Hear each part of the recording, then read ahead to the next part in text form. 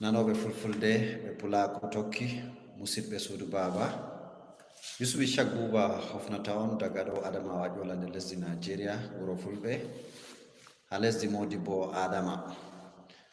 To mi yiɗi wannugo albishir dow to allah jaɓi tanmi waddangon vidéoji kesi dow ko larani hala film fulfulde, nden fimji ɗo bo ɗi tanmi warangon geɓe geɓe wato series saison episode 1 episode 2 episode 3 ko fa'i dow. Ngam may ɗo on mi yiɗi wigon ha jemmare hande miɗon yelana komoe funi kayruji ɗuɗɗi daga ɗo adamawa ƴola nde lesdi nigeria. Ngam aniyami fu ngam min kajana fulfulde, min kaɓana fulfulde, min tabitina bo fulɓe nder duniyaru ɗo fu gurtinama nder semtende. To allah wallu en, allah hokku en sa'a. On beltanama, on jarama kadi.